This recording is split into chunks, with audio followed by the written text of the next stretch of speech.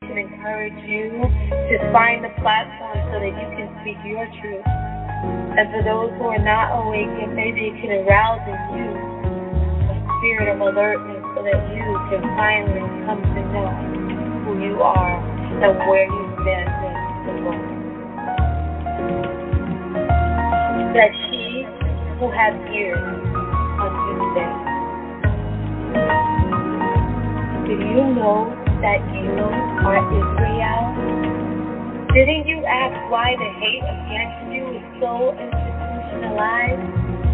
For there is in fact no rhyme nor reason for this systematic hate. Did you realize that it is worldwide? What's the reason for hate, whether it's self or propagated by the ruling race? Did you know that you are Israel? For your strength, your endurance, your survival does more than any who were ever victimized before. Someone out there loves you. Can't you see? You are Israel. Just read your Bible, decipher the meaning. It quotes to you, O Israel. Deuteronomy 28. Ezekiel 37, wake up, it's you they stake. Bob Marley sang it, our ancestors prayed it. The Exodus is real, my family. Wake up now, surrender to the Most High. For religion came from those who feared those slave ships, to forever keeping you in institutionalized spiritual bondage, so that you may never realize that it is your seed that will bring blessings to all mankind. Read those scriptures. Guarantee you will find you are Israel. It's been hidden from you a long time. Don't you know the Most High gave law to you? So don't you following a religion designed to keep knowledge of self from you? This book, I tell you, was written especially for you. Pick it up, read it, delight in it. He promises this is you, don't you see? It is you that this book calls Israel, not them that wear the yarmulkes and claim they are Jews. But your identity has been stolen from you. Read the book, I swear it's true. Prophecy in Zion was written for you. You people of the book, don't you know? Here Israel. Remove those religious chains from around your mind. They put you in a deep sleep, mental slavery, yet it's you who think you are free. Don't you see this is no pipe dream? You are Israel. Awaken, you dry bones. For the time has come, our redemption is near. We will return to that land of promise flowing with milk, yes, and honey. Long ago promised to you and me, oh don't you see, it's you. You are Israel. You stubborn, stiff-necked people. You, that's you. He said it in the book, he brings curses on you. You forgot his laws, disobeyed his commandments too. So hidden from you was that you are the true Jew.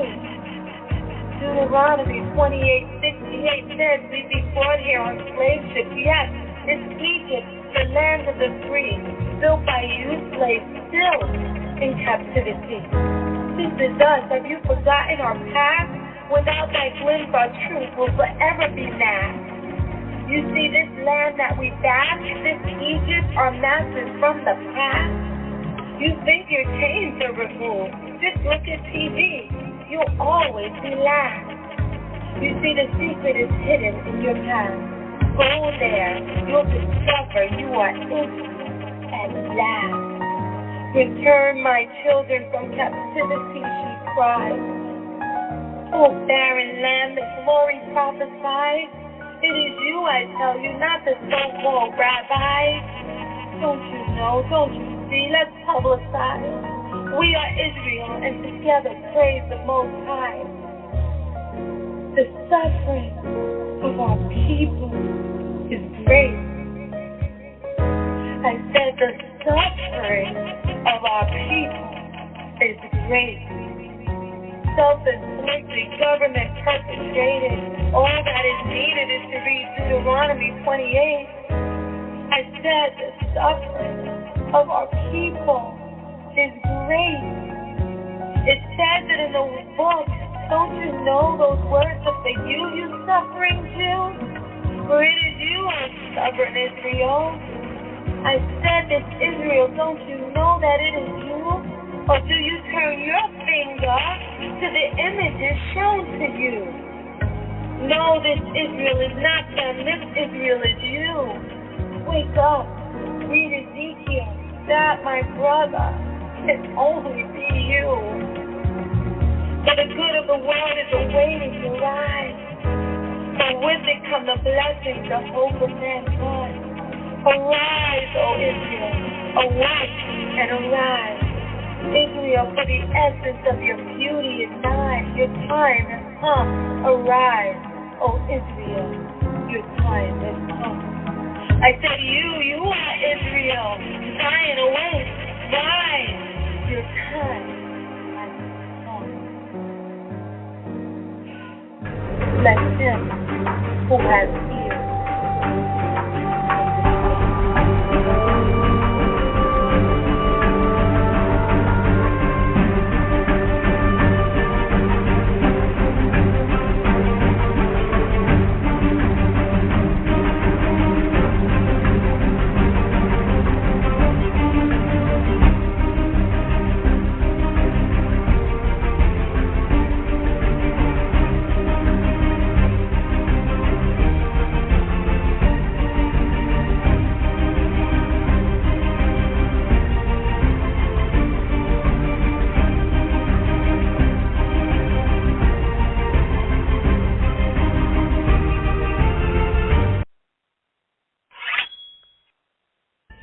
My brethren, be strong in the Most High, and in the power of his might.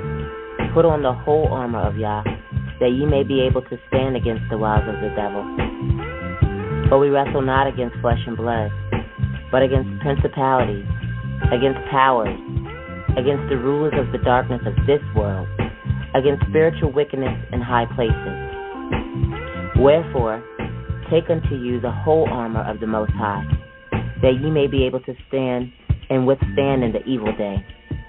And having done all to stand, stand therefore, having your loins girt about with truth, and having on the breastplate of righteousness, and your feet shod with the preparation of the gospel of peace. Above all, take the shield of faith, wherewith ye shall be able to quench all the fiery darts of the wicked, and take the helmet of salvation and the sword of the Spirit, which is the word of the Most High Yah. 10, 9, 8, 7, 6, 5, 4, 3, 1.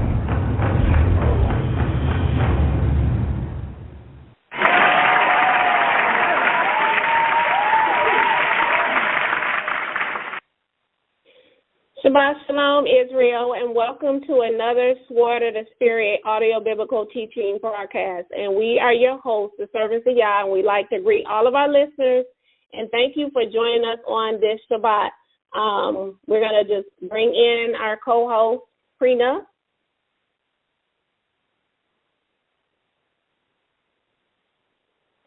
Shabbat Shalom, sis. Shalom. Shabbat Shalom.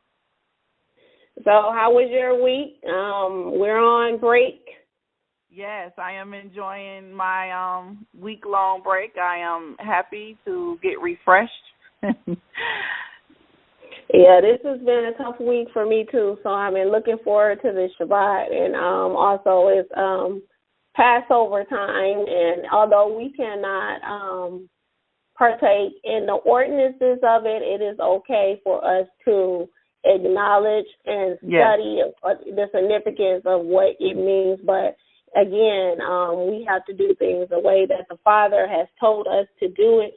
So with that being said, we're going to go right into today's show. For today's mini lesson, we're going to be discussing the Passover Well, no, last week I think we discussed the Passover. Yes. Okay, we discussed the Passover last week. This week we're going to be discussing sacrifices and offerings, and we're going to answer and try to attempt to answer the question why Cain's offering was not accepted by the Most High Yah and why Abel's was. We're going to try to tie that in. I did a little bit of research, and the Most High brought me into some revelations of the difference between sacrifices and offerings. So we're going to talk about that today. And then for the state of the body panel discussion question, we're going to discuss this new Religious Freedom Act that was just passed in Indiana with the governor, Mike Pence, I believe his name is. So with that being said, are the laws that the Most High set in place regarding sacrifices and offering, can we do things the way that we want? Can we offer and sacrifice up into the Most High the way that we choose? Or does he have mandates in place as far as how his people can sacrifice and offer up to him? Does he accept every offering and sacrifice? Why was Cain's offering rejected and not Abel's? So we're going to discuss that. And so before we get into the audio clip, I just wanted to give you just a little bit of brief information. We're going to listen to an interview from the Indiana's governor himself, Mike Pence. And he is going to basically be explaining what this new religious freedom law is and what it is not. There's an uproar across America, and people are banning visiting the state of Indiana due to this bill because they believe that it discriminates against, I guess they call it the LGBT community as a whole, and basically saying that it gives that state a right to now discriminate based off of sexual orientation. And so in this interview that audio clip that we're going to listen to, he's going to explain what it's about. And when we come back from that, we'll just have a brief discussion on that. So we're going to listen to this clip, and we will be right back.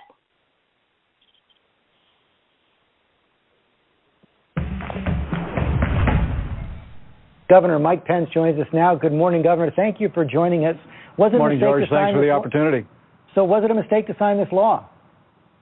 Absolutely not. The Religious Freedom Restoration Act was signed into federal law by President Bill Clinton more than 20 years ago, and it lays out a framework for ensuring that a very high level of scrutiny is given anytime government action impinges on the religious liberty of any American. After that, some 19 states followed that, adopted that statute, and after last year's Hobby Lobby case, Indiana properly brought the same version that then State Senator Barack Obama voted for in Illinois before our legislature, and I was proud to sign it into law last week. But look, I think I understand that there's been a tremendous amount of misinformation and misunderstanding around this bill, and I'm just determined, and I appreciate the time on your program, I'm just determined to clarify this. Well, this is about protecting the religious liberty of people of faith and families of faith across this country. That's what it's been for more than 20 years. And that's what it is now as the law in Indiana, George. But I think one of the problems that people have pointed out is that in Indiana, your civil rights laws don't include sexual orientation as a protected class. And even some of the supporters of the bill who appeared with you when you signed the bill, Eric Miller of Advance America, wrote that it will protect those who oppose gay marriage. He put up this example. He said, Christian bakers, florists, and photographers should not be punished for refusing to participate in a homosexual marriage. So this is a yes or no question. Is Advance America right when they say a florist in Indiana can now refuse to serve a gay couple without fear of punishment? Well, let me explain to you. The purpose of this bill is to empower, and has been for more than 20 years, George. This is not speculative. The purpose of this legislation, which is the law in all 50 states in our federal courts, and it's the law by either statute or court decisions in some 30 other states, is very simply to empower individuals when they believe that actions of government impinge on their constitutional First Amendment freedom of religion. And frankly, George, there's a lot of people across this country who you're looking at Obamacare and the Hobby Lobby decision, looking at other cases, who feel that their religious liberty is being infringed upon, and the Religious Freedom Restoration Act at the federal level and all the states now, including Indiana, who have it, are simply about addressing that. This is not about discrimination. This is about empowering people to confront government overreach, George. Though, on it, because your supporters say it would. And so yes or no, if a florist in Indiana refuses to serve a gay couple at their wedding, is that legal now in Indiana? George, this is where this debate has gone with misinformation and frankly, it's just a question, sir. Yes or no? Well, there's been shameless rhetoric about my state and about this law and about its intention all over the internet. People are trying to make it about one particular issue, and now you're doing that as well. The issue here, the Religious Freedom Restoration Act has been on the books for more than 20 years. It does not apply, George, to disputes between individuals unless government action is involved. And in point of fact, in more than 2 decades, the Religious Freedom Restoration Act has never been used to undermine anti-discrimination laws in this country. Sir, I'm just bringing up a message from one of your supporters. That was one of your supporters who was talking about the bill right there. It said it would protect a Christian florist who against any kind of punishment. Is that true or not? George, look, the issue here is, is tolerance a two-way street or not? I mean, there's a lot of talk about tolerance in this country today having to do with people on the left. But here Indiana steps forward to protect the constitutional rights and privileges of freedom of religion for people of faith and families of faith in our state. And this avalanche of intolerance that's been poured on our state is just outrageous. You've been to Indiana a bunch of times. You know it. There are no kinder, more generous, more welcoming, more hospitable people in America than in the 92 counties of Indiana. And yet, because we simply stepped forward for the purpose of recognizing the religious liberty rights of all the people of Indiana, of every faith, we suffered under this avalanche for the last several days of condemnation, and it's completely baseless. It's not based on any fact whatsoever. I completely agree with you about the good people. And I think people are getting tired of it, George. I really do. Tolerance is a two-way street. So when you say tolerance is a two-way street, does that mean that Christians who want to refuse service, or people of any other faith who want to refuse service to gays and lesbians, that it's now legal in the state of Indiana? That's the simple yes or no question. George, the question here is if there is a government action or a law that an individual believes impinges on their religious liberty, they have the opportunity to go to court, just as the Religious Freedom Restoration Act that Bill Clinton signed allowed them, go to court, and the court would evaluate the circumstance under the standards articulated in this act. That's all it is. And when you see these headlines about Indiana, a license to discriminate in Indiana, and it just, I'm telling you, George, it is a red herring, and I think it's deeply troubling to millions of Americans and frankly, people all across the state of Indiana who feel troubled about government overreach. This isn't about disputes between individuals. It's about government overreach, and I'm proud that Indiana stepped forward. And I'm working hard to clarify this. We're reaching out to business leaders. I'm pleased to be on your show speaking across the country on this. We are determined to make it clear that what Indiana has done here is strengthen the foundation and the constitutional First Amendment rights of religious liberty of our people. I'm trying to get that same clarity. And it sounds to me like what you're saying is that someone could use their religious faith as a defense against any kind of a suit brought there. But let's try to get to that clarification. You're talking about one fix that people have talked about is simply adding sexual orientation as a protected class under the state civil rights laws. Will you push for that? I will not push for that. That's not on my agenda, and that's not been an objective of the people of the state of Indiana.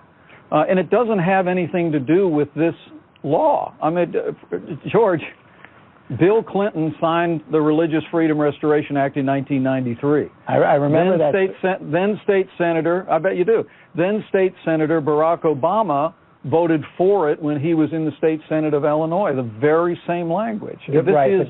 Illinois does have the protections in their state law.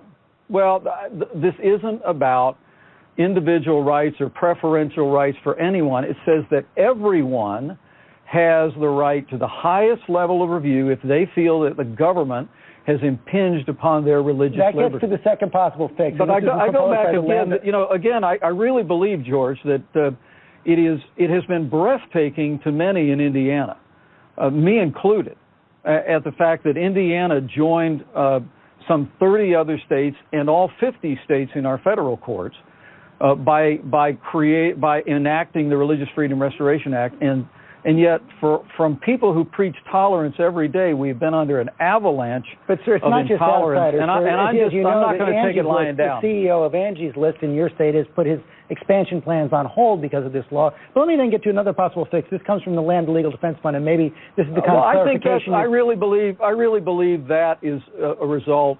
I mean, I've been in touch with corporate leaders, both outside the state. I've been in touch with Mark Emmert at the NCAA. We've been doing our level best, George, to correct the gross mischaracterization of this law that has been spread all over the country by many in the media. Well, let's get back to that. Some of the media coverage of this has been shameless and reckless, and the online attacks against the people of our state, I'm just not going to stand for. That may be. We've tried to be responsible as well, but let me try to get to this clarification. One suggested fix for the law would say that this chapter of the law does not establish or eliminate a defense to a claim under any federal, state, or local law protecting civil rights or preventing discrimination. Is that the kind of clarification you're talking about? George, look, we're not going to change the law, okay? But if the General Assembly in Indiana sends me a bill that adds a section that reiterates and amplifies and clarifies what the law really is and what it has been for the last 20 years, then I'm open to that. But we're not going to change this law. It has been tested in courts for more than 2 decades on the federal level. Let me just ask in some 30 states, and it represents a foundational protection for individuals. And I got to tell you, George, there's a lot of people in this country who are concerned about government overreach into their religious liberty, and I'm one of them, and I stand with them, and we've defended them in Indiana and made sure our courts in Indiana use the highest standards, the same standards that are in the federal courts in the Religious Freedom Restoration Act. This is about protecting liberty of every Hoosier of every faith. Final question, final yes or no question, Governor. Do you think it should be legal in the state of Indiana to discriminate against gays or lesbians? George, it's a yes or no question. Come on. Hoosiers don't believe in discrimination. I mean, the way I was raised in a small town in southern Indiana is you're kind and caring and respectful to everyone. Anybody that's been in Indiana for 5 minutes knows that Hoosier hospitality is not a slogan, it's a reality. People tell me when I travel around the country, gosh, I went to your state and people are so nice. I mean, this is not about discrimination. This is about protecting the religious liberty of every Hoosier, of every faith. And we're going to continue to work our hearts out to clarify that to the people of Indiana and the people of this great country. Yes or no, should it be legal to discriminate against gays and lesbians? George, you're following the mantra of the last week online, and you're trying to make this issue about something else. What I am for is protecting, at the highest standards in our courts, the religious liberty of Hoosiers. I signed the bill. We're going to continue to explain it to people that don't understand it. And if possible, we will find a way to amplify what this bill really is in the legislative process. But I stand by this law. It was an important step forward when Bill Clinton signed it in 1993. It's an important step forward to keeping the promises of our Bill of Rights and the First Amendment and our Indiana Constitution. And I'm proud that Indiana's adopted the Religious Freedom Restoration Act. Governor Pence, thank you very much for your time this morning. All right. Prina, my co-host, are you listening in? Yes, I am. Okay, so we just got finished listening to this clip. So what are your thoughts on this interview itself, the bill? Obviously, it appears that the interviewer, he had an agenda, and I like how Governor Pence did not fall into it. He kept reiterating every time he tried to bring him back to, okay, do you believe it's okay? Because he was trying to trip him up. Yes, he was. First of all, let me say this, that the law was well needed for the state. It was at a federal level. Mm-hmm. So if someone was to take someone to court and it was not deemed as a discrimination from a federal standpoint, then that person would not be supported by the state. So they will still have to pay. For example, if the lady that recently lost her baker due to, because she didn't serve that was a baker and a florist. Yeah, and then also the doctor. Well, a person can sue and they can win that suit because they don't have any grounds on the federal level. But at a state level, when you introduce it at a state, you covering all around in all bases. So I am glad that the state did step in, and this is not the only state. We have like over, I think, 20-some states that, have this law to also protect people from a state level, because what was happening was, when you go to court and if it's not supported as far as a federal level, then you consider guilty and you have to pay, that person. But so their freedom right wasn't actually, their right to not serve or a gay person or discrimination, as they say, it wouldn't be supported on a federal level. So then they were just deemed guilty and had to pay or suffer the consequences. But from a state standpoint, I think it's a great thing that they, the movement that they have done to protect the citizens of its states. Unfortunately, the gay community is outraged because they look at it as a backlash, as a step back, and it's not supporting. They feel that it's more things that, it gives people an opportunity to not serve them.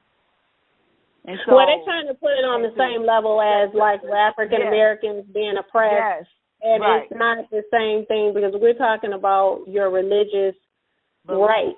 Our beliefs, we what they call, quote unquote, Bible thumpers. I believe in the words of the Most High from Genesis to Revelations. And I stand for what the Most High stands for. And we've been so, indoctrinated with the don't offend anyone philosophy that now even believers are afraid to speak up, and it's time for us to take a stand for righteousness. I'm tired of every time we take a stand for what we believe. It's like he said, tolerance is a two-way street. And I love when he said that, because it is a two-way street. Okay, you want us to tolerate you and put up with what your beliefs are, but when we stand up for what the scriptures say, then, we're being called, hate mongers, and, nowhere in the scripture does the Most High say to tolerate sin and to tolerate evil. Now, if you don't believe that the Bible is the authoritative word of the Most High, then we have nothing in common. Then there's a reason why you are upset with this bill that has been tolerated. I feel personally, just as that the minister recently, I don't know if he lost his license or they were going to take him to court, but he refused to marry a same-sex couple. Now, if this man has to give an account to the Most High for everything that he says, everything that he does, we know this when you've been called to teach or you've been called to preach, you're going to be held more accountable, because you're leading souls either towards him or drawing them away from him based off of your conduct or the things that are coming out of your mouth, your teachings. If it's not lining up with the Most High, you're going to stand before the judge. He said every knee will bow and every tongue will confess. So whether you believe it or not is irrelevant, because it's going to happen, and the judge is going to stand judging. He's going to say, okay, what did my word say? He says to come out from among them. I'm not getting ready. He says that marriage is between a man and a woman.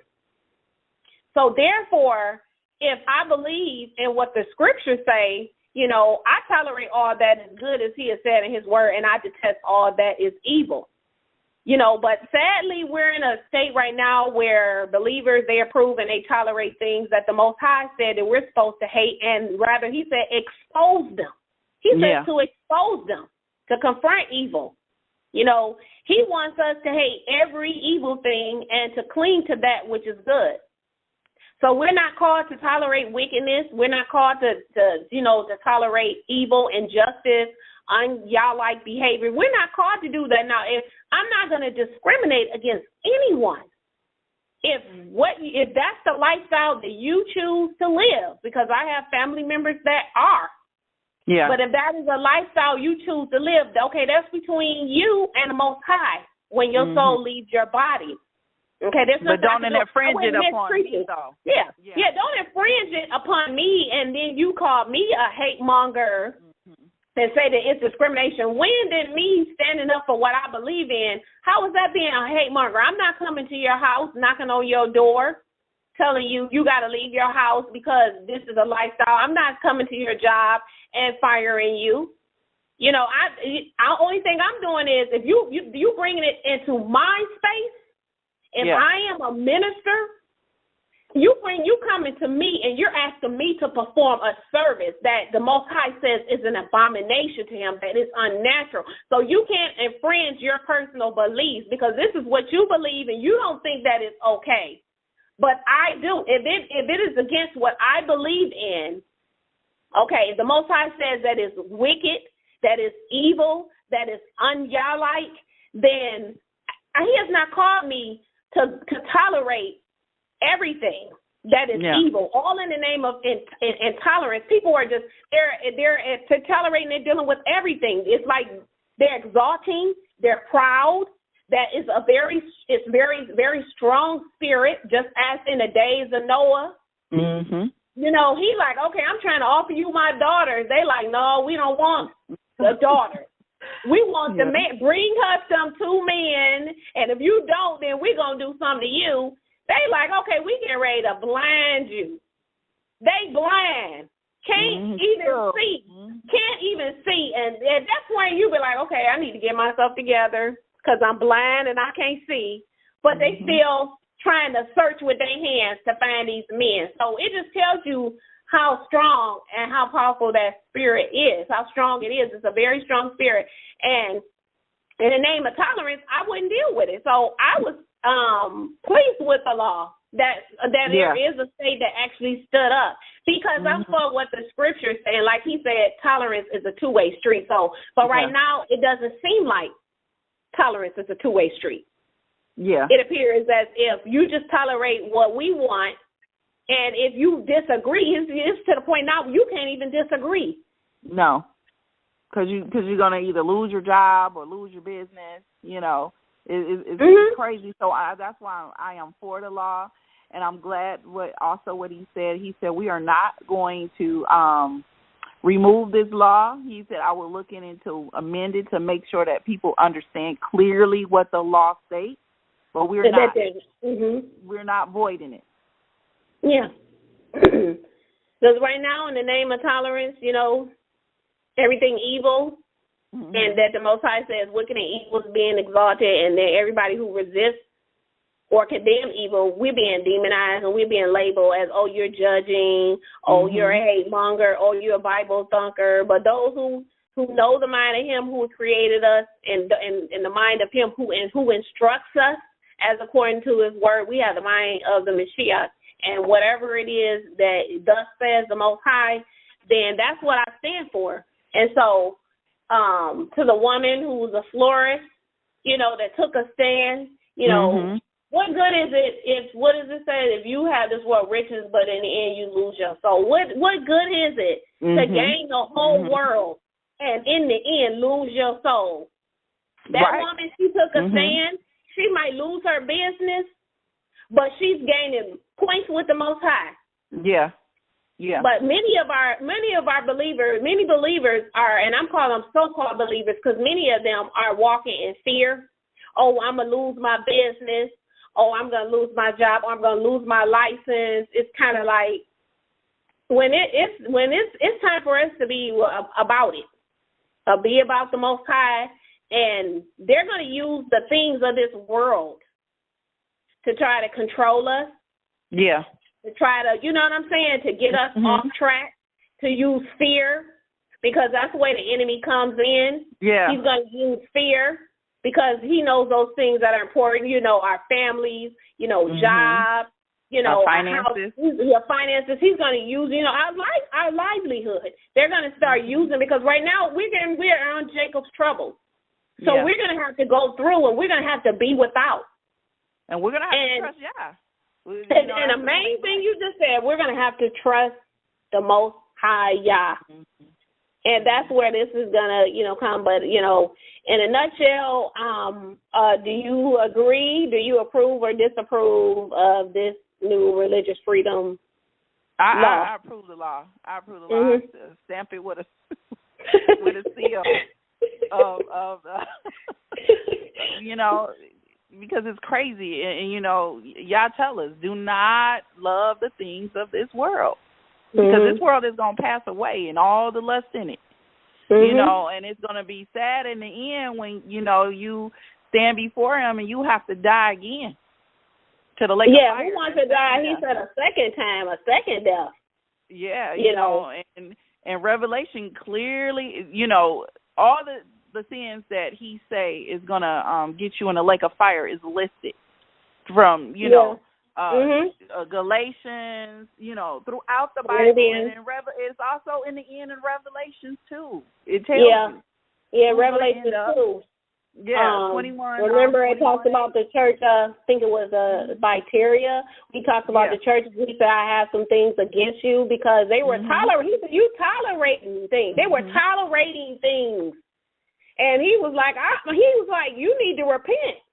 You allowing that Jezebel, and I want to clear, Jezebel is not a female. It's the spirit itself. If just because it may have happened to be a woman does not mean that it's a female spirit. A spirit is a spirit. A spirit will climb up in the dog. Yes, and it use will. the dog.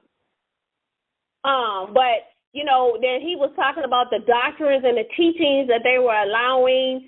We're not called to tolerate sin. You know, because to tolerate sin is to compromise with evil. Yeah, and that's you know, basically what it is. Yeah, and you know, in Jacob, you know, it states. Let me pull it up real quick, but it says it states whosoever knows the right thing to do and fails to do it, for him it is sin. So if you're tolerating this, you're sinning yourself. Yeah. You're tolerating it. Because you're accepting it. To remain silent is still to accept it because you're not saying anything. You're not speaking out against it. Yeah, so we're going to go ahead and get right into today's lesson. So I'm going to go ahead and mute you. And okay. All right. So for those of you who just joining us, we just listened to a clip and had a brief discussion on Indiana's religious freedom law, what it entailed, as well as how it may affect the body of believers. Today's mini lesson, we're going to be discussing sacrifices versus offering. But just a quick recap of last week. If you did not join us for last week, we discussed the Passover and what the Passover commemorates, as well as discuss why we cannot keep the Passover. And I know a lot of our Hebrew brothers and sisters are roasting up that lamb, cooking a lamb, sacrificing a lamb, and the Most High said to not do so in any of your gates where you dwell, but the place where he chose to place his name. He told us that lamb had to be sacrificed on the 14th day, that it had to be a male, 1 year, without spot or blemish. And the Israelite men themselves were to go and kill it, so that they knew the condition of the lamb before sacrificing. Because when we get, and I'm just briefly just discussing this, because today's lesson, we're going to be talking about sacrifices versus offerings. And we're going to, attempt to answer the question and maybe give us a little insight of why Cain's offering was rejected and not Abel's. Because we have to learn to do things. I, like many of you, when I was keeping the Passover before, the Most High dealt with me on that. You have to do things the way that he said that it must be done. And we're going to learn today, you can't offer and sacrifice up to Yah any way you choose. He has, throughout the Torah, specific mandates and ordinances all throughout as far as how things must be done. And if you do it any other way, he's not going to accept it. And as we're going to see, this is the reason why Cain's offering was not accepted and Abel's was. So many of you who are celebrating Passover unleavened bread, you're supposed to be in Jerusalem. If you are here in the land of your captivity, you're not supposed to be celebrating it here. No, am I saying you can't acknowledge it and get together with a body of believers and learn about it and study and learn what it means? No, I'm not saying that, because it is Happy Passover and the Feast of Unleavened Bread. However, we cannot actually do the ordinances. We cannot go and buy a lamb. You don't know the condition of that lamb. The Most High said in 1 Samuel 15:22, he said that he says that he does not delight in burnt offerings and sacrifices. He said it's better to obey the voice of Yah, for obedience is better than to sacrifice.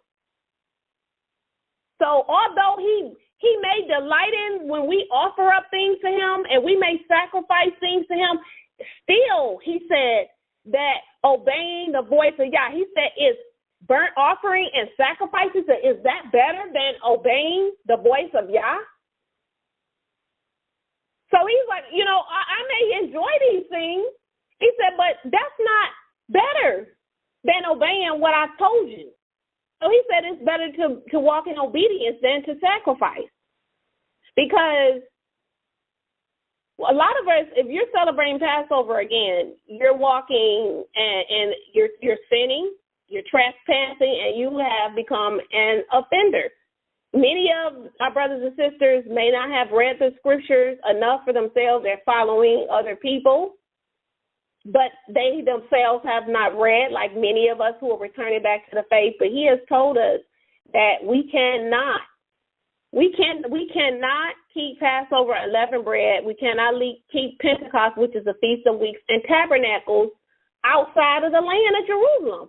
It is very clear. I have been trying to tell people, sharing this truth, and people still saying, and we still going to keep the feast. Regardless, they're still going to do it. So they're still going to sacrifice a lamb that they bought from the corner store that they have no idea if it's 2 years old, 3 years old, 15 years old. This lamb could have been shot up with bullet holes. They have no idea if it was killed on the 14th day. They could be a female, and it's supposed to be a male. So you're going to offer up something maimed? Is this not why Cain's offering was not accepted and Abel's was? So we're going to go into that right now. In Genesis 4, we come upon the story of Cain and Abel. And Cain brought fruit from the ground as an offering unto Yah. And Abel, he brought the firstlings of his flock and even the fat, and he brought that unto Yah. And his was accepted. However, when we read a little bit further down in verse 5, it says that Yah did not look upon Cain's offering, and he rejected it. So he rejected Cain's offering. So now the question that we need to answer or attempt to answer today is, or to get some type of clarification, is why was Cain's offering rejected while Abel's was accepted? So we know that there was something wrong with Cain's offering. But what was wrong? And so this story of Cain and Abel gives us some insight to what I was just previously saying or asking. Can we offer and sacrifice unto Yah in any way that we choose? And just as he said in 1 Samuel 15:22, does Yah delight in burnt offerings and sacrifices as in obeying the voice of Yah? So he's saying, do you think that I really delight more in your offerings and your sacrifices rather than obeying my voice? So Cain obviously fell into that. And so we're going to, everyone has read that. I kind of briefly just told you in Genesis, Cain and Abel, both brothers, to Adam and Eve, brought offerings unto the Most High. Again, Cain's offering was rejected, and Abel's was. So I wanted to, I'm going to go to the book of Jubilees, and I'm going to read from Book of Jubilees, chapter 4, verses 1 through 4. And this kind of gives us a little bit more insight to what was actually offered up. And when I read this, the Most High had me do a study on two particular words. So I'm going to begin reading the Book of Jubilees, chapter 4, verses 1 through 4. And in the third week, in the second Jubilee, she gave birth to Cain. And in the fourth, she gave birth to Abel. And in the fifth, she gave birth to her daughter Awan. And in the first year of the third Jubilee, Cain slew Abel because Yah accepted the sacrifice of Abel and did not accept the offering of Cain. So I'm going to go back and read this again and see if anyone catches this.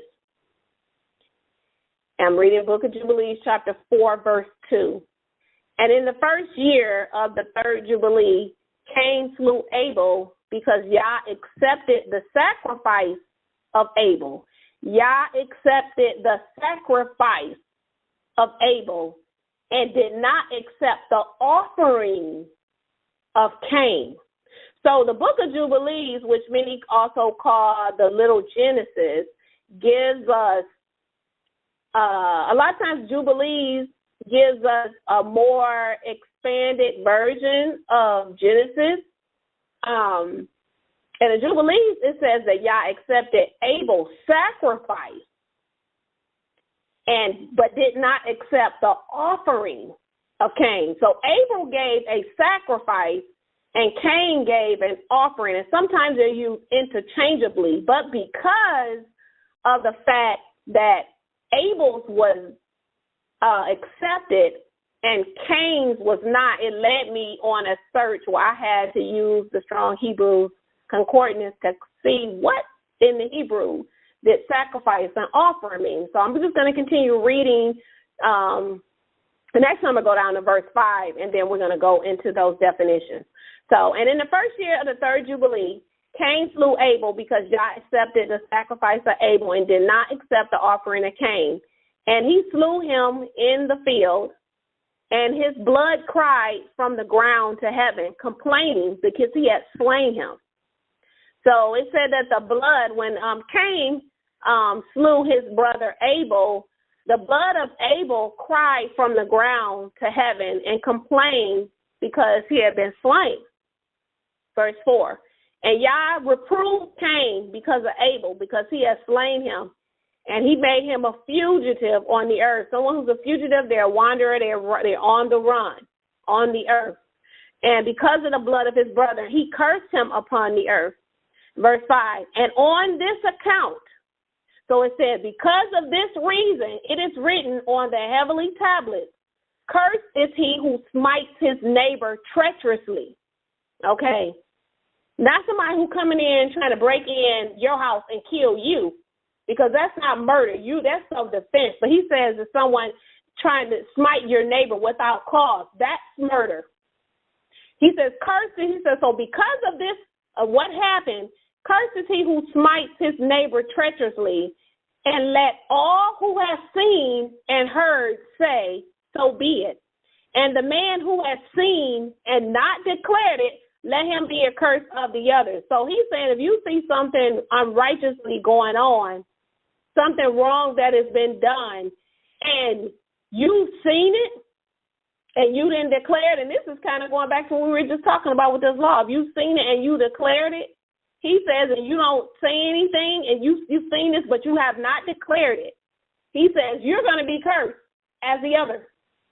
So this is basically going around telling. So for people, when you see a crime and they want to remain silent because of maybe a fear, but he's saying that you're supposed to declare what's been seen because it's basically you're co-signing and allowing that person who is the offender to get off when you know something about it. So he says, because of this, let all who have seen and heard say so be it. Verse 6. And for this reason, we announce when we come before Yah, our sovereign ruler, all the sin which is committed in heaven and on earth and in light and in darkness and everywhere.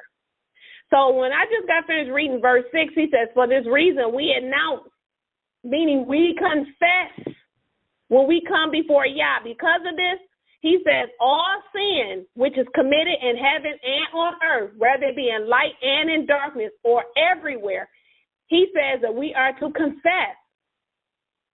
So verse 6 seems to state that when we sacrifice to Yah to atone for the sins of the people, because this is what the whole point of them sacrificing, when they had to come, the priest had to come to atone for the sins of the people, he said they must first confess. So you got to confess your sins, confess of that which you have done.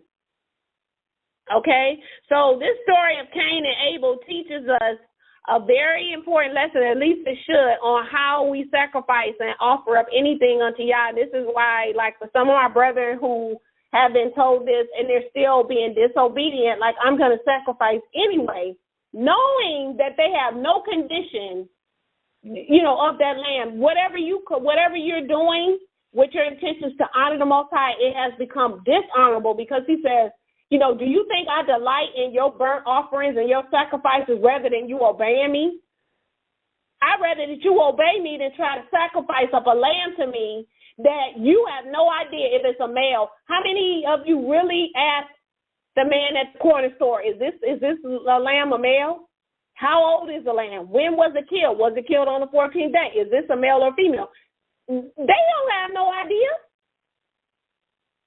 So as much as we want, and I get it, as much as we want to sacrifice and to keep the feast, those feasts, we have to do it the way that the Most High said to do it. Otherwise, sin is at the door. So we're going to use the story of Cain and Abel to help our brothers and sisters. So we're going to talk in Leviticus, the first 6 chapters, and actually the first 17 chapters of Leviticus, outlines the different sacrifices and how they must be done. But the first 6 concentrate on the 5 different types of sacrifices and offerings. Now, a burnt sacrifice is considered to be one of the most sacrifices offered to Yah because it expresses a dedication unto him. And then you have what they call, some Bibles may read the meat, which is the meal offering or the food offering. My Bible, the Hebrew root, says the food or the meal offering. And this offering consists of grains or cereals that are made of fine flour. And the primary reason for this offering is that of you presenting a gift unto Yah as an act of worship. And this offering was basically because because of the result of your labor, so basically symbolizing and consecrating the fruit of one's labor unto him. So this was called the food or the meal offering. Then we had these were sacrifices, the burnt sacrifices, the food and meal offering. Then we have the sacrifice of peace offering. The sacrifice of peace offering, you can find all of these in the first 6 chapters of Leviticus. Too long to read. I'm not getting ready to sit here and read 6 chapters. I'm just briefly outlining what each of these are.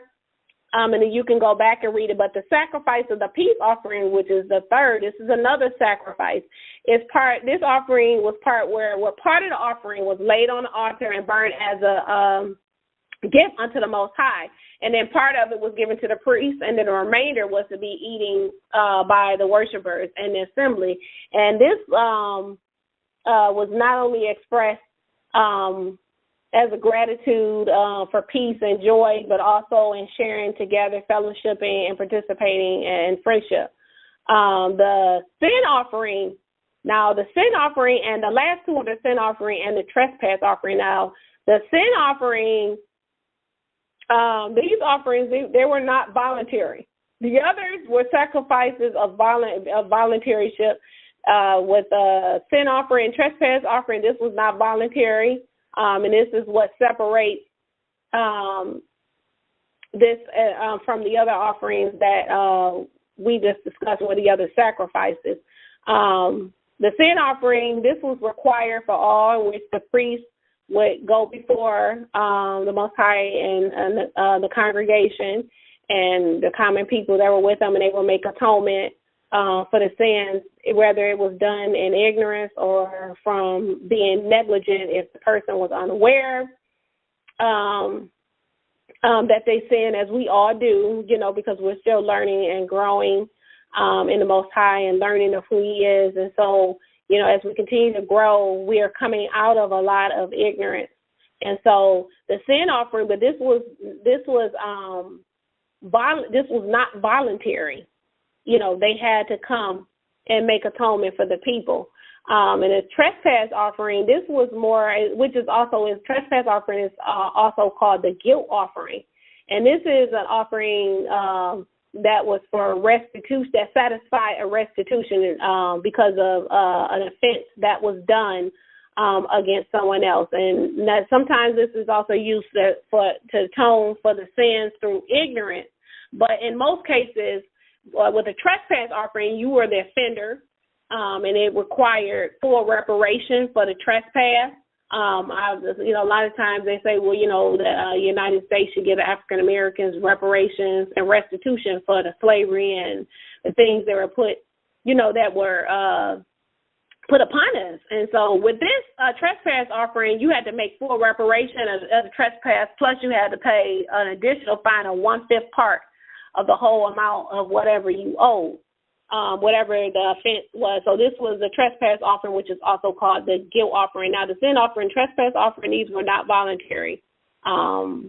These were things that had to be done. These were the offerings. The others were the sacrifice. And so, as I stated earlier, that the Most High, when Cain and Abel came bringing their things, it said that Cain brought an offering, and it wasn't accepted, but it said that Abel brought a sacrifice. So as I was looking at that, I'm like, okay, why is this not saying the same thing? Why is it saying Abel brought a sacrifice, but Cain brought an offering?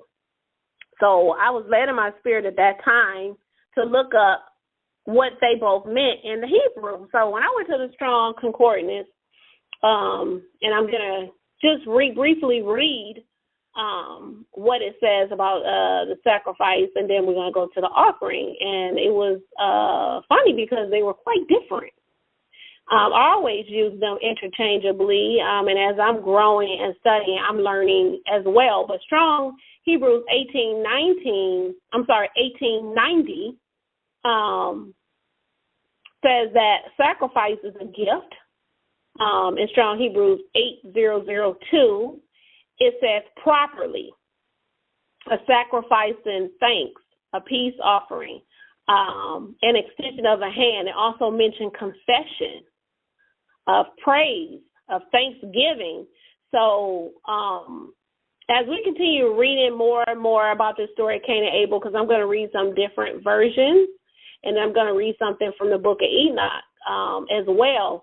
And a lot of these terms are being used when the sacrifice was properly done. It was so many, and I'm only just reading a few, but there are so many, but just about every one I've seen properly done. Properly was the definition that was up there first. Gift. A sacrifice that's in thanks. It also said voluntary. So this kind of goes back when I was, just going over the 5 different offerings and sacrifices. All of their offerings, except for the sin and the trespassing, were voluntary. So the sacrifices, the definition was properly, and it also had confession as well. So it said that Abel brought a sacrifice. And when I looked up Strong Hebrews 1890, as well as 8002 and 8426. These are all the numbers from Strong Hebrews Concordance. It said properly. Now, there were a number of other Strong Hebrew numbers that fell up under sacrifice, and just about all of them said properly, proper, something that's done the right way. So I was like, that's interesting. So Abel, he brought a proper sacrifice, one that was a sacrifice that was in thanks, one that was a sacrifice of praise. It was done the proper way, and it was accepted because his sacrifice was done properly. So I hope this is starting to sink in a little bit. Now, let's go to offering. Now, when I looked up offering, it was completely different. Now, it says that Cain offered an offering. And when I looked up Strong Hebrews 8:17 for offering, Strong Hebrews 8:17 said guilt. It said a fault, a sin offering, guiltiness, an offering of sin, trespass. Strong Hebrews 8:18, guilty. Hence, presenting a sin offering, one who is faulty, one who is guilty. Strong Hebrews 8:19, guiltiness, a fault, presentation of a sin offering to offend, sin. Strong Hebrews 2:403, an offense, an habitual sinfulness, an offender. Strong Hebrews 4:469, mixture. We know how the Most High, what he says about mixing things. How we're not supposed to mix in fabric, mixing seeds. And we know a lot of that is going on in the earth. But it was interesting for me to read this because I had never looked up the definitions for sacrifice and offering, and I didn't know. I always use them interchangeably, but when I looked it up in the Strong Hebrews, it gave me a very different version, and it kind of gave me an understanding of why Abel's sacrifice was accepted, but Cain's offering, now in the King James in Genesis, I don't believe it reads Abel gave a sacrifice, but Cain gave an offering. But in the book of Jubilees, it clearly states that Abel gave a sacrifice, which is in the Strong Hebrews, we see properly one that is done in thanksgiving, a sacrifice in thanksgiving. And then with offering, which is what Cain gave, is everything but guilt, sin, trespassing, and offender at fault. So we're saying something complete, and it says habitual sinfulness.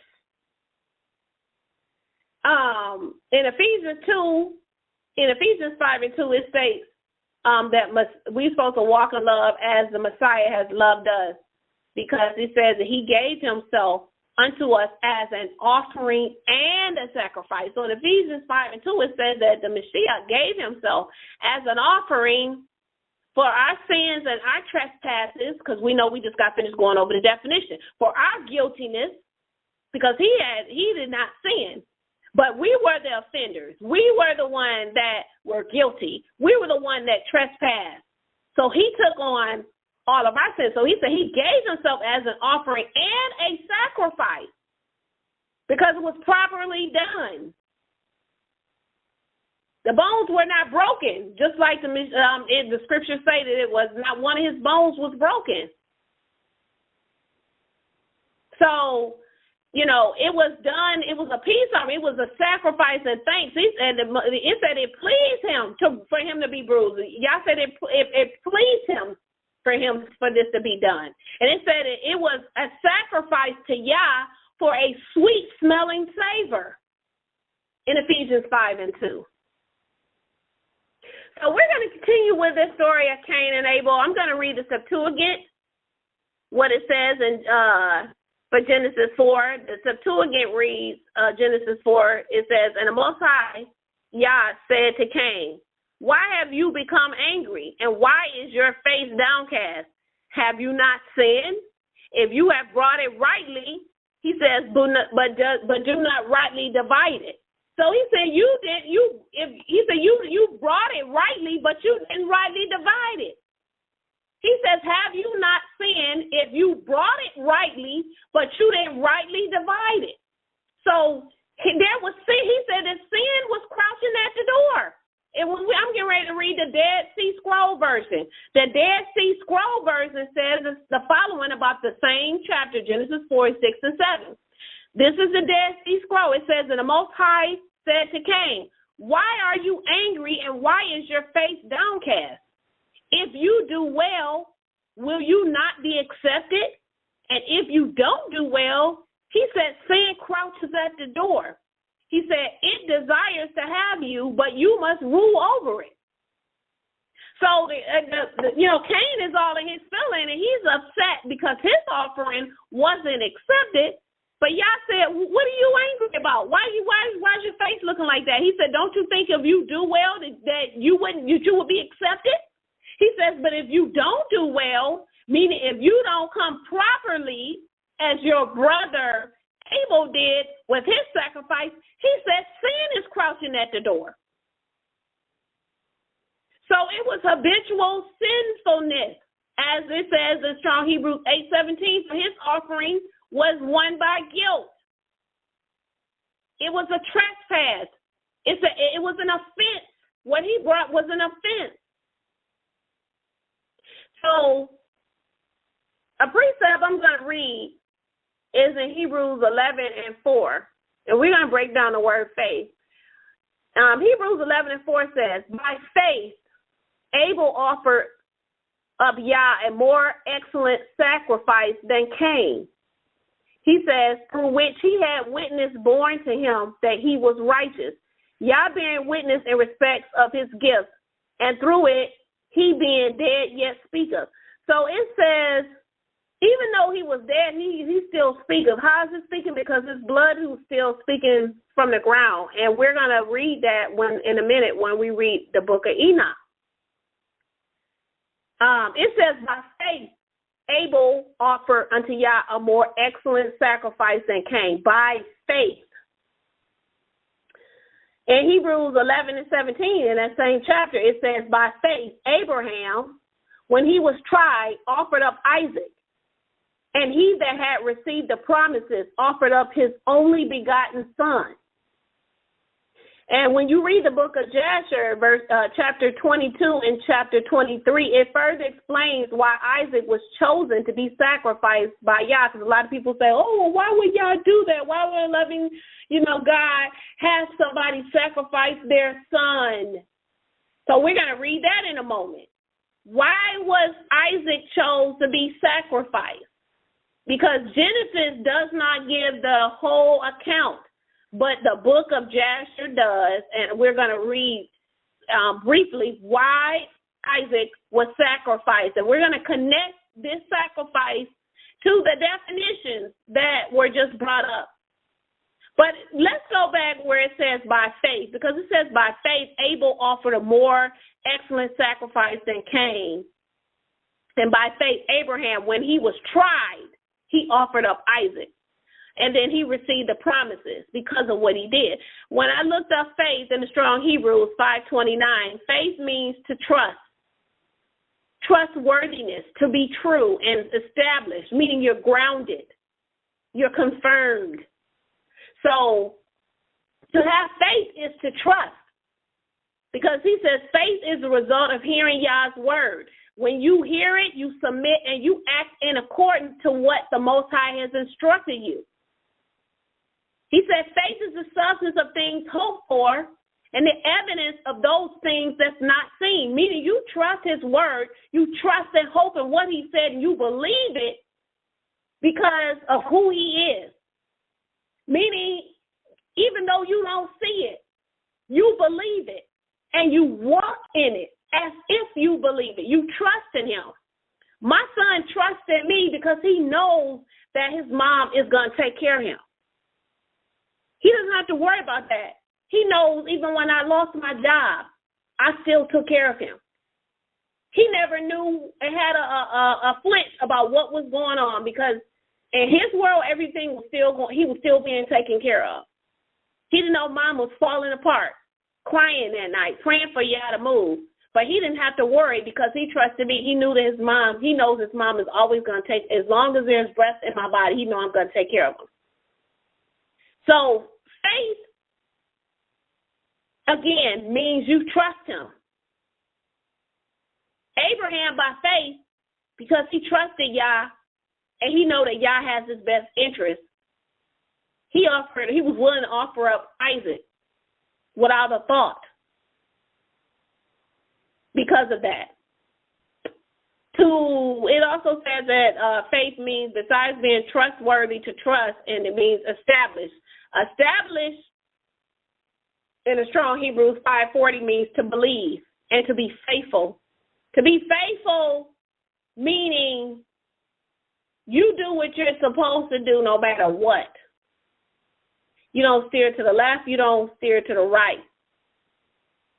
Because circumstances, because trials, because tribulation come, he said, what will turn you away from the love of the Most High? Will the circumstances and the things that happen in this world, will that stop you from loving the Most High? Did not Job trust Yah, even though everything was being taken away from him? He still trusted him. To be established also, besides meaning to believe and to be faithful, it also means to take the right-hand road, meaning to do the right thing regardless of the way things look, and to trust that all that love him and that are called according to his will and purpose will be taken care of. Because he says if he clothe the grass and feed the birds of the air, what not more will he do for you? What will he not do for those who love him and who have been called according to his purpose? Nobody goes out to check to see if the sun is going to rise. We trust that the sun is just going to come up because we trust in our Creator and he who created the earth, that everything, all of creation, obeys and submits. I can't remember where I was reading this. I think it was in Enoch, where a star was changed because it refused to shine. All of his creation must obey. All of his creation must obey. So again, faith is the substance of things hoped for, but the evidence of those things not seen, just believing in what the Most High has said. And so, in essence, faith means obedience. Not obeying him if you don't see something. Well, I'll obey you as long as I see you working, but if I don't see you working, then I'm not trusting in you. That's not faith. So, we're getting ready to read the story of Cain and Abel again, but now we've read the Septuagint, we've read the Dead Sea Scroll, we've read Jubilees. Now we're getting ready to read the Antiquity of the Jews with Josephus. So let's read that. And Adam and Eve had two sons. The elder of them was Cain, which name, when it is interpreted, signifies a possession.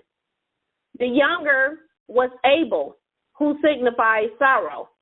They had also daughters. Now the two brethren were pleased with the different courses of life, so they were different. For Abel the younger was a lover of righteousness and believing that Yah was present at all his actions. So we see here it says that Abel, he loved righteousness and he believed that Yah was present for all of his actions. Omnipresent. excelled in virtue, and his appointment was that of a shepherd, so he was a shepherd.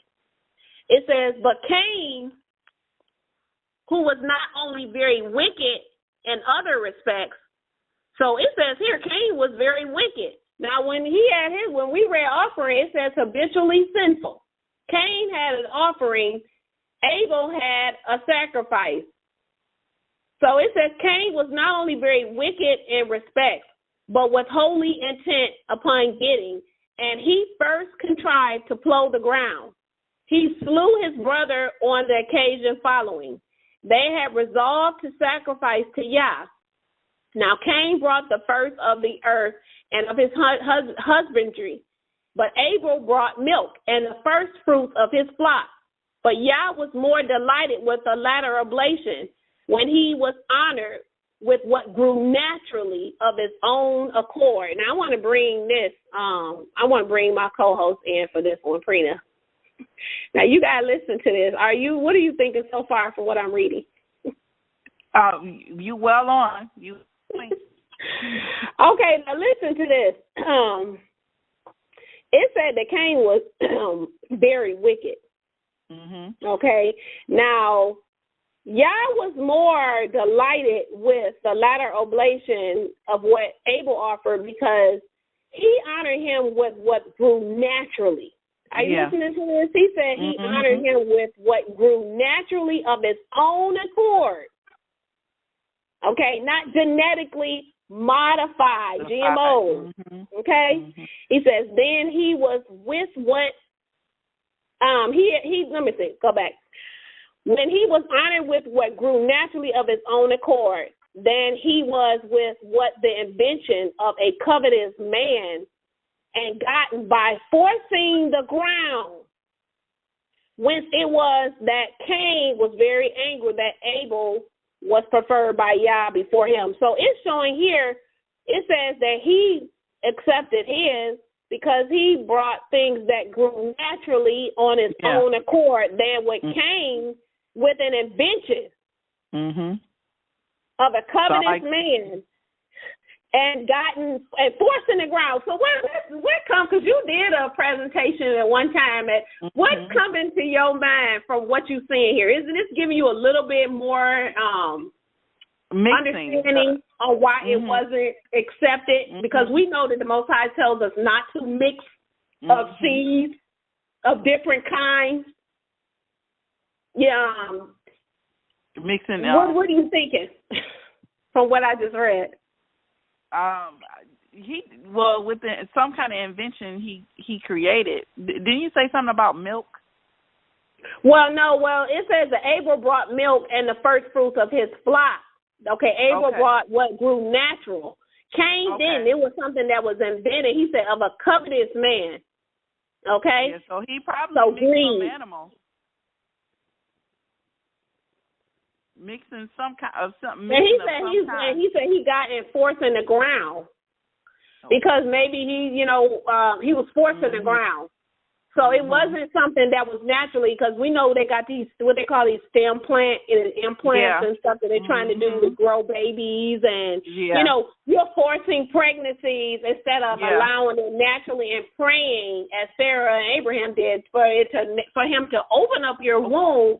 Right. Women are taking it upon themselves. Stem cell research that they're doing all kind of because they had a show on Dear Mary Jane recently where you're trying to force something, and Yah is saying that it wasn't pleasing to him and he didn't accept it. Yeah. So this is kind of giving me a little bit more insight because I'm reading several different versions of Genesis. But then, Josephus, and I'm getting ready to read Enoch. I'm getting ready to read Jasher. I've read Jubilees. I've read Septuagint. I've read King James Version. And the more versions that I continue to read, the more understanding, especially when I broke down the differences between a sacrifice and an offering. That really kind of, That was on point. Yeah, so, Yah made Yah made known his acceptance of of Abel's sacrifice and it says by sending fire from heaven to consume it, because normally when Yah accepted it, he sent fire from heaven to consume it. But it says, however, Cain's offering was not accepted because it was the inferior fruit of the ground. Now, this is what I'm reading from the Antiquity of the Jews. Wow. He said that it wasn't accepted because it was inferior fruit of the ground. So what do you think that is, inferior fruit? What's coming to your mind with that? Inferior fruit of the ground? GMOs, you know that they're messing with us. Yeah, GMOs. They're coming up with mixed fruits. What was the fruit that you said that they had? Modified. Yeah, genetically modified. Or what was the fruit that you said that they had? And you like, well, what is this? And they said a grapple. Yeah, it's an apple and a grape, and apricots is a peach and a plum or something mixed. Yeah. So apricot was not created by the Father. When she told me nectarines aren't either. Nectarines aren't either? Mm-mm. Okay, so, yeah. Okay, so those things that we're not supposed to be eating then. Because they're mixed. Okay. Yeah, and then just to go back to your definition when you had mixture in there, that's, and when you gave the word mixture, guilt, habitual sin, and offender, when you said mixture, so evidently he mixed the seed of something, or he did something that was unpleasing to the Most High that caused him to not accept that offering and made it a sin made it a sin against him. Yeah. Because he said it was something he forced the ground. So when you think about forcing something, I think about you're altering, like you're altering DNA, because you alter the DNA of fruit and things. When we're eating fruit and things and food that has been genetically altered, it changes the DNA of your makeup in your body, and that's the reason why we're getting sick. People are getting cancer. Our immune systems are breaking down. They know exactly what they're doing. They're putting all kinds of things in our foods, in the medicines, and this is the reason why he didn't want that. But it says that he was offering inferior fruit of the ground and enforcing the ground. So, no.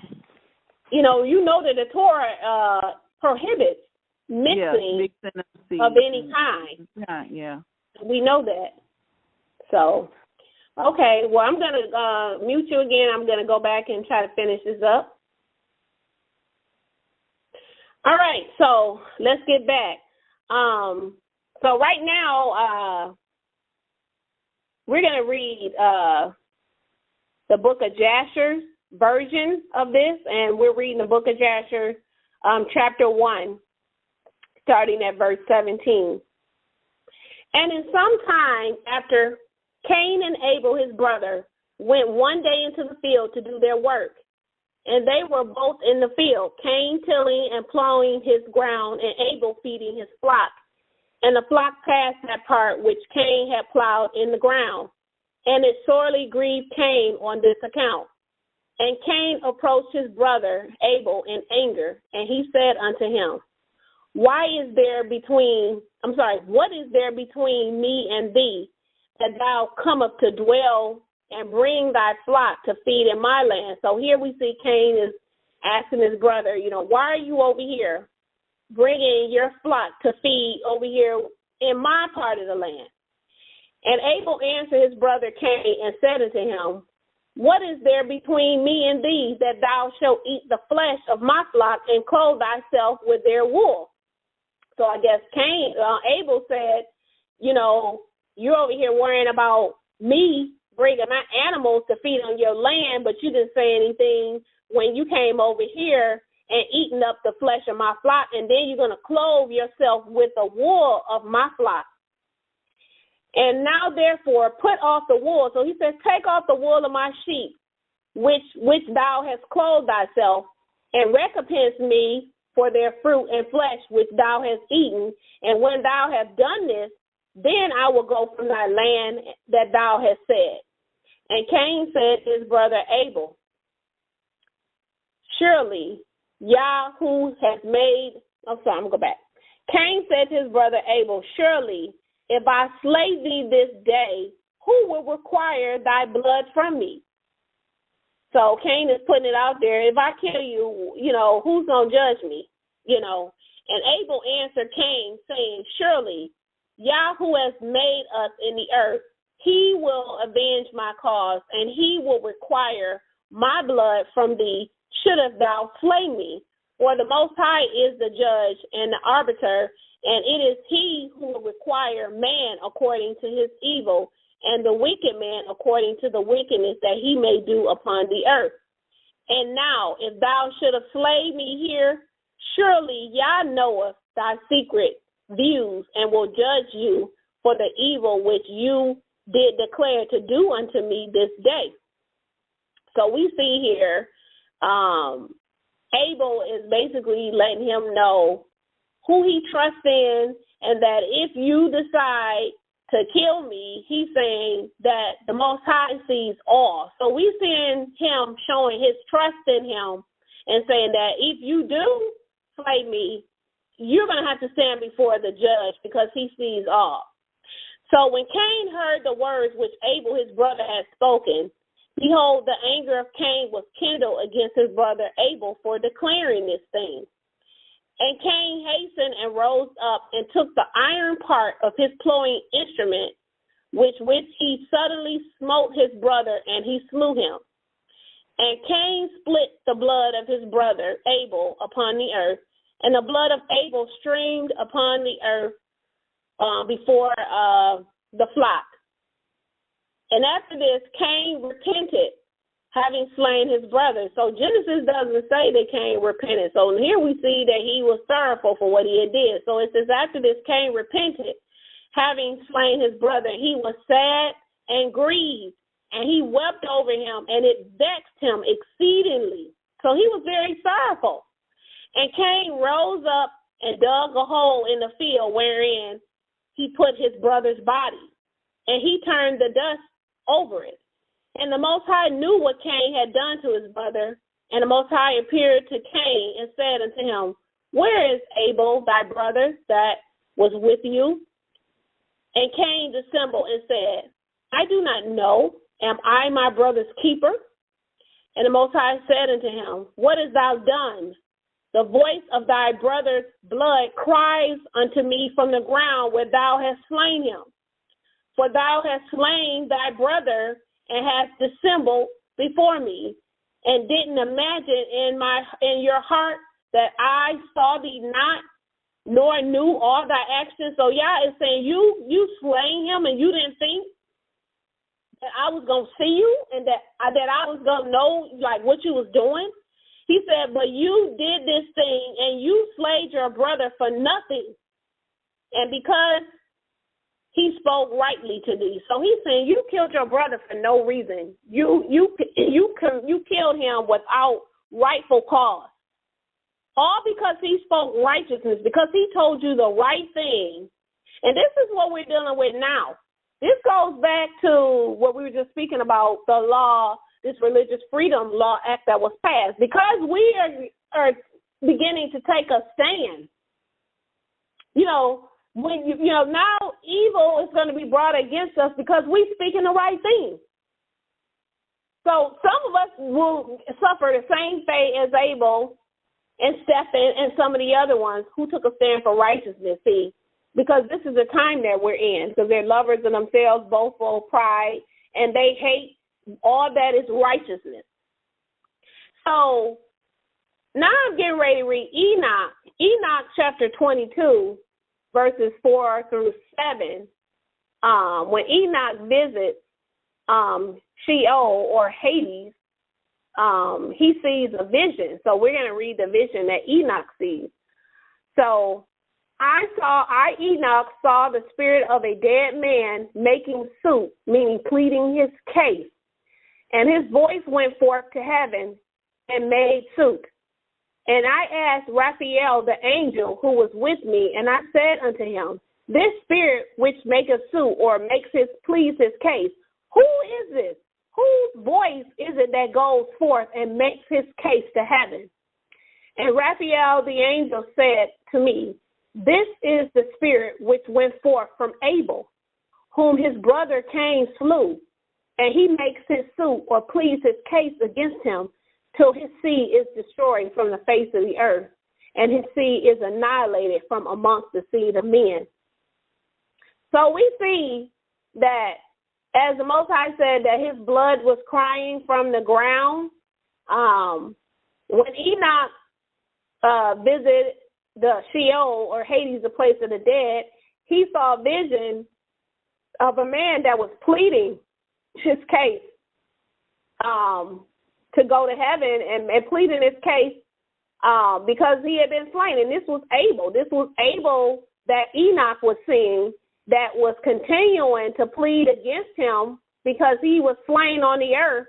And he said he's going to continue to keep going before him and pleading his case until the seed of Cain is annihilated and destroyed from off the face of the earth. So we see, from this, Abel believed because the Most High said, to Cain, you killed your brother for no reason, just because he spoke right things to you. So we see Abel had faith. It says that by faith, he gave a more excellent sacrifice. See, Abel believed through action in the word of Yah. Cain did not, because Cain said, "Okay, if I kill you, who's gonna plead your case? Who's gonna? No, it's not gonna happen to me." But Abel spoke the right thing and said, "Yah sees all, and He's a judge, and He's sovereign, and He's going to judge you in the end. If you slay me, basically, you're not going to get away with this." So when his blood was spilled onto the ground, he was pleading his case to the Most High because he was killed for nothing. And Abel demonstrated. So Cain believed, and he trusted Yah, and he demonstrated that he trusted Yah, in every word. Whereas his brother, he threatened to kill him, as it stated in the book of Jasher, but he didn't have faith. He didn't have faith. Even though he was, he's dead and gone, the Most High said that he still, even though he's dead, it says he still speaks. How is he still speaking? Now we see from the book of Enoch, he's still speaking because he is making suit. His spirit is still going before the Most High, and say it's gonna keep going until the seed of Cain is destroyed off the face of the earth. So he trusted and had complete faith in what the Most High word had said and what his word said as far as avenging and judging all who live on the earth. He still believed, and Cain did not. In other verses that I'm not going to read, but the ground did not want to accept, because it was several times, the ground did not want to accept the blood, and it said the ground kept vomiting back up the blood of Abel because it was done unrighteously, like you say, it was done for naught. And in other verses, if you continue reading, it said that the ground kept vomiting his blood back up. It wouldn't accept it when Cain was trying to cover him up, and the ground kept vomiting it back up. So earlier we talked about what we said by faith, that Abel gave a more acceptable sacrifice unto Yah. And we also read in verse 17 that by faith Abraham, when he was tried, he offered up Abraham. And so I, told you earlier we were going to briefly read, and I'm going to read about 5 verses in the book of Jasher, chapter 22, verse 40 through 45.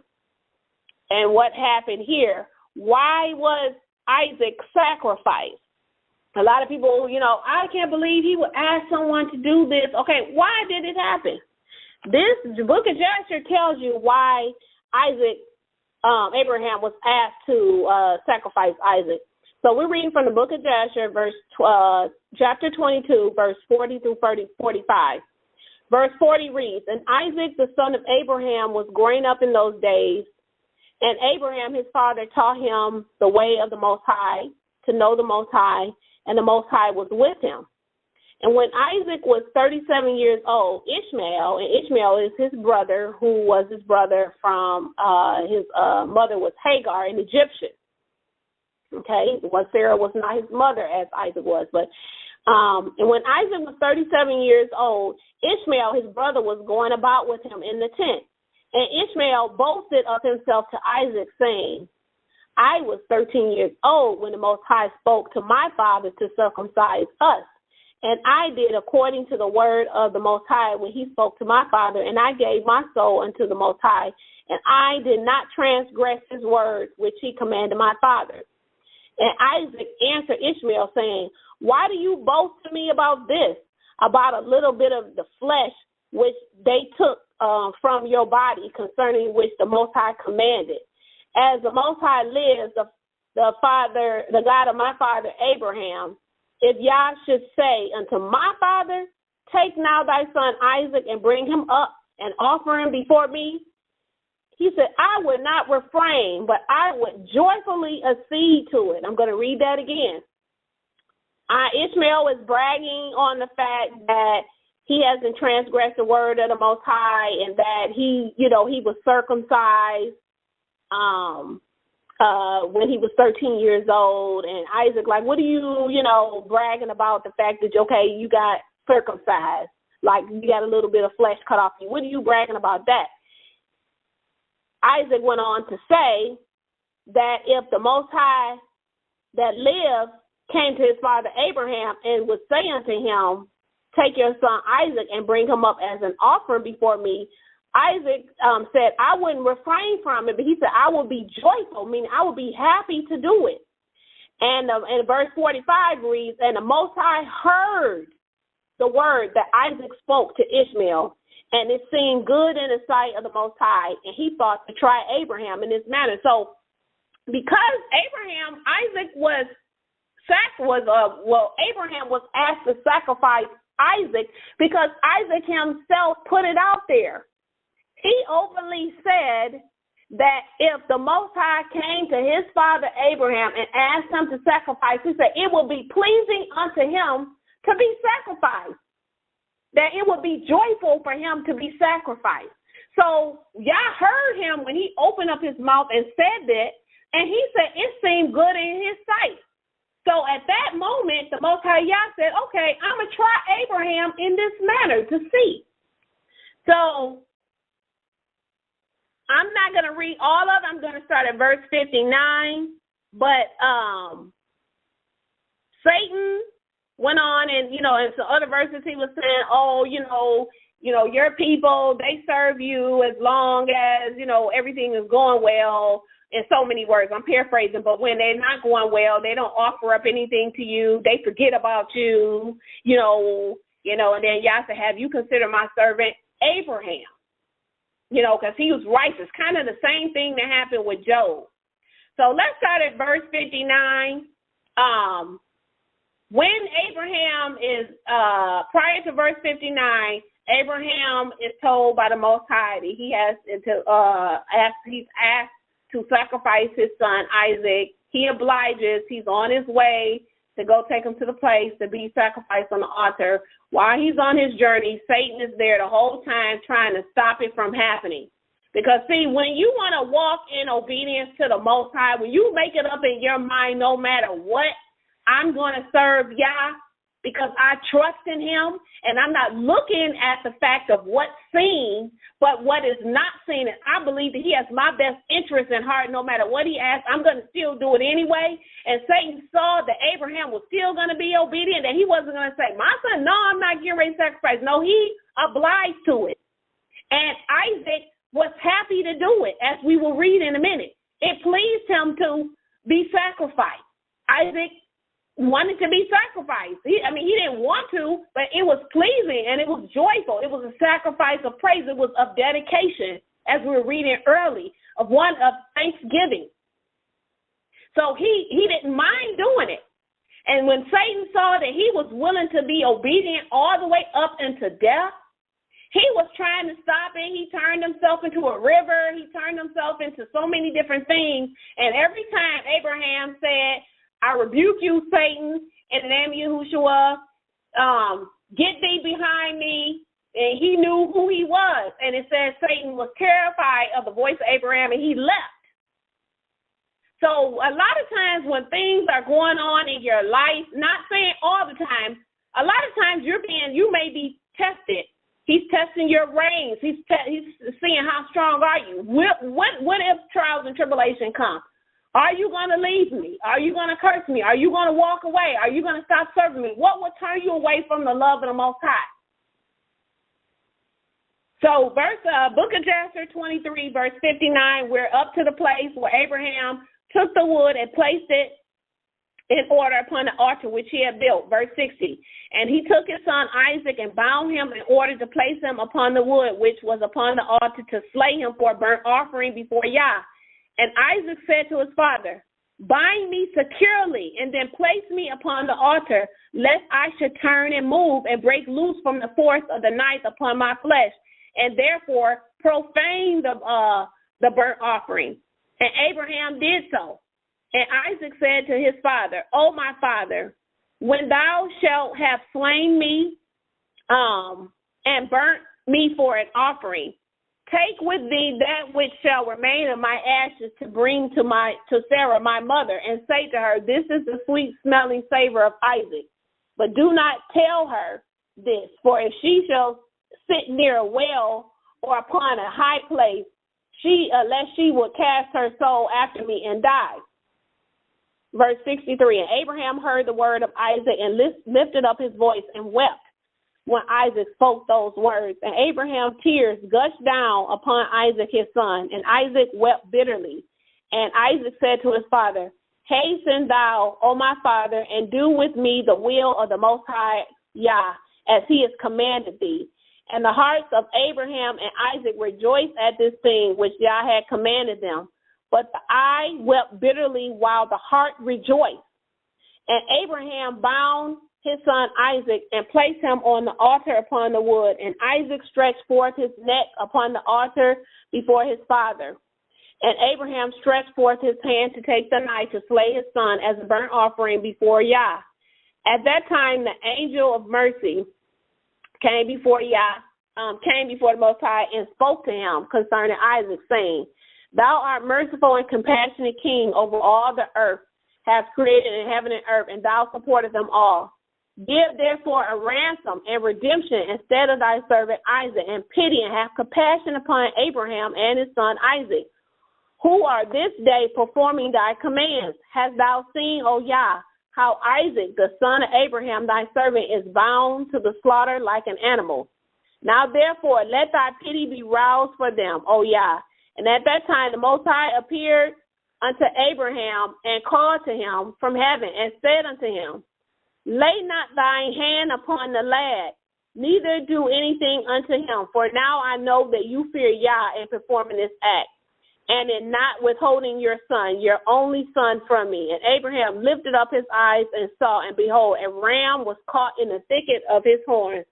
And that was the ram which the Most High had created in the earth in the day that he made earth and heaven.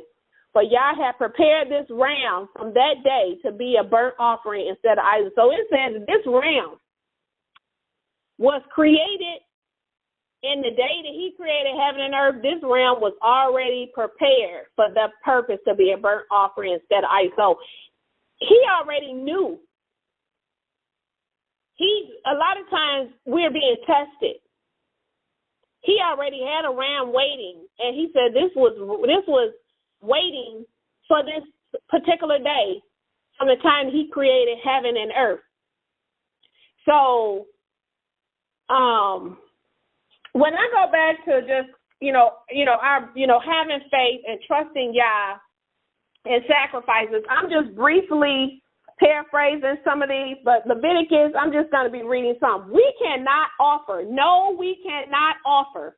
If you've been listening to the stories from what we've been reading, we cannot offer a sacrifice unto Yah any way that we please. It has to be done.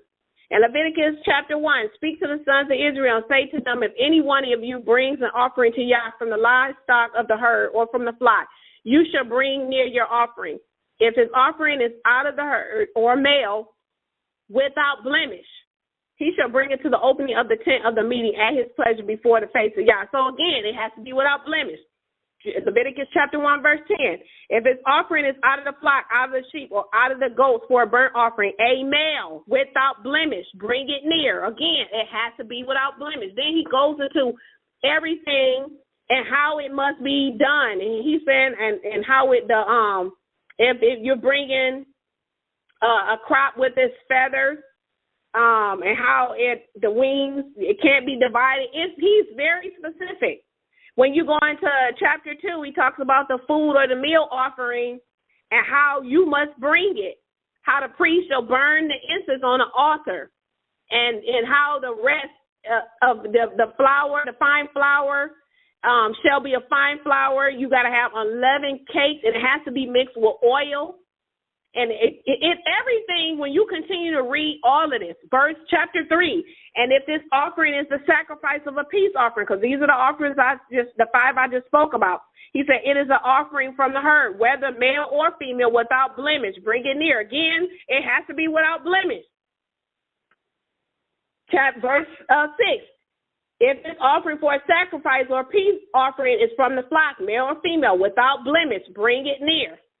When Leviticus chapter 4, when a person sins against any of the commands of Yah through ignorance, which is not to be done, and shall do any one of them, if the priest who is anointed sins, resulting in guilt to the people, then he shall bring near for his sin, which he has sinned, a bull or a son of the herd, without blemish to Yah for a sin offering.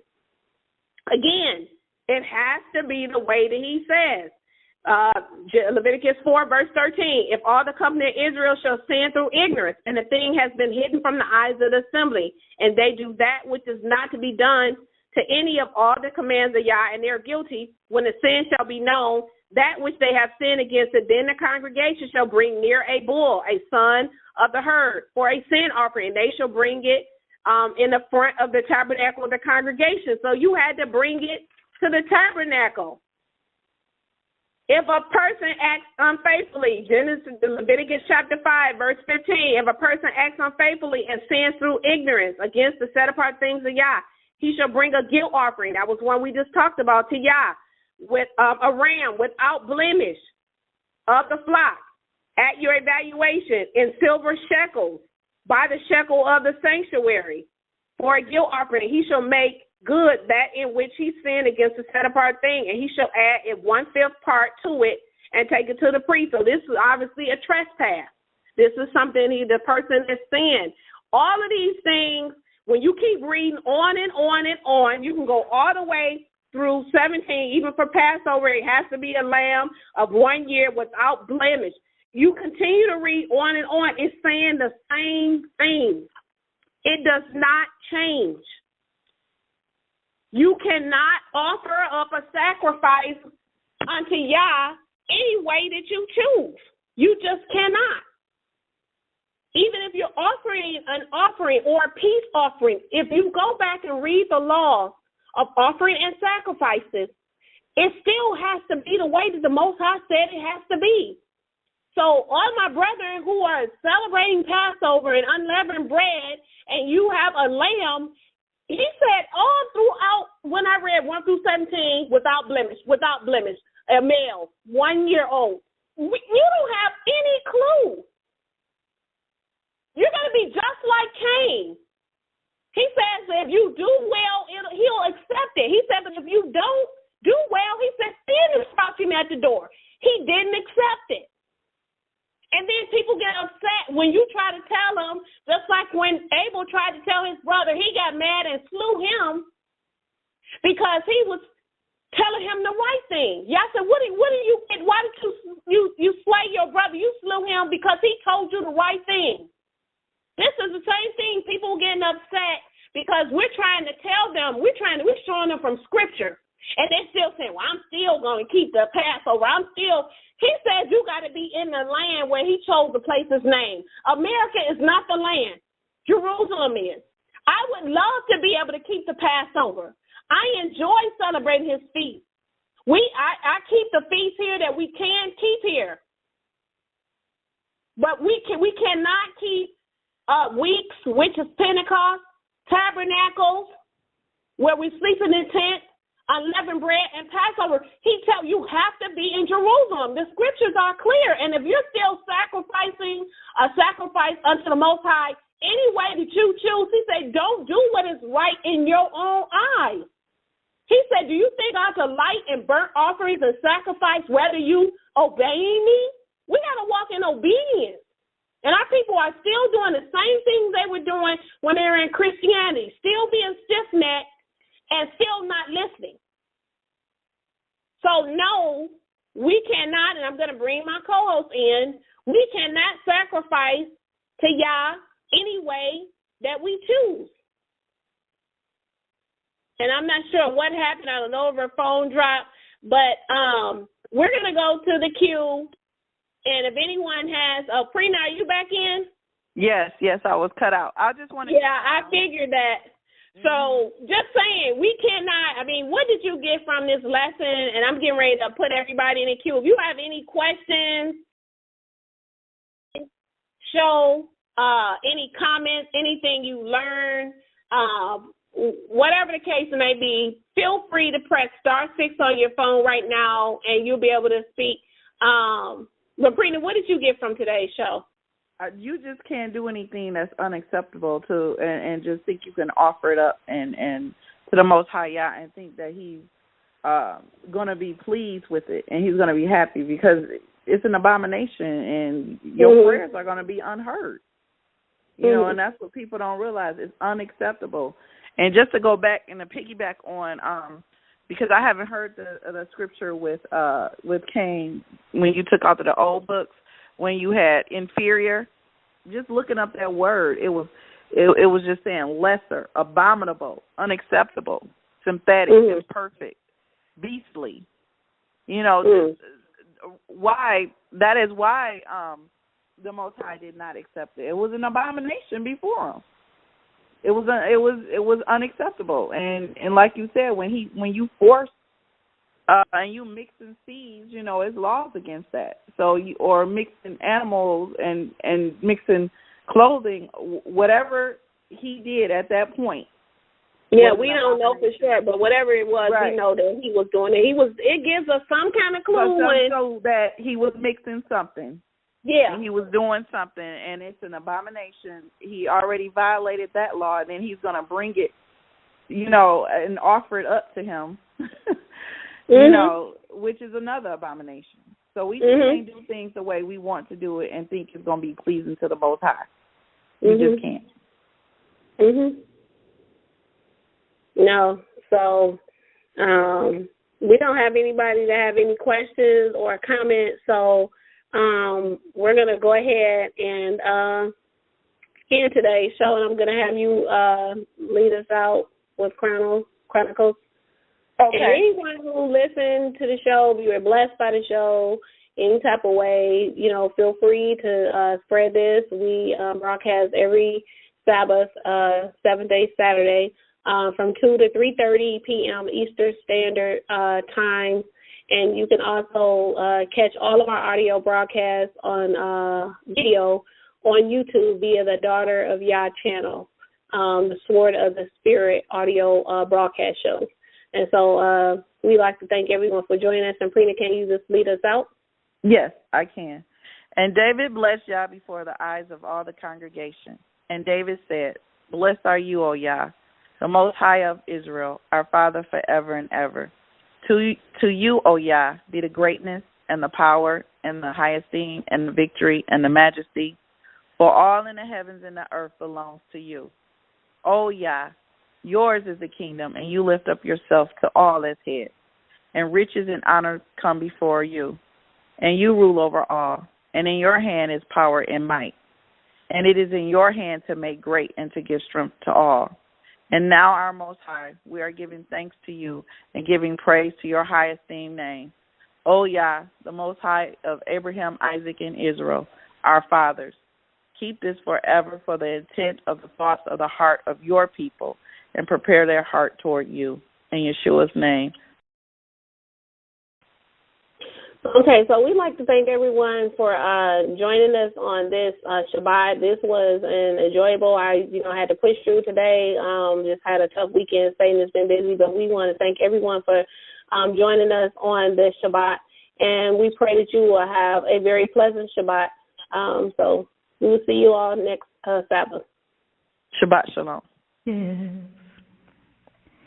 You're exhausted from all the strain, up to your knees in the pouring rain, seeking a word just to heal the pain and comfort your hurting. You're my sister, oh my sister. Yeah, oh my sister, you are being restored right now. Yes, you are. Oh my sister, oh my sister, oh my sister. Rise up and receive your crown. Trust no one 'cause you've been misused. You're insecure 'cause you've been abused. Do I see the feet of one who brings good news? I pray that you listen, yeah. No more tears 'cause they're all dried out. No more fear, love removes all doubt. You make me want to sing and dance and shout. Today is your freedom.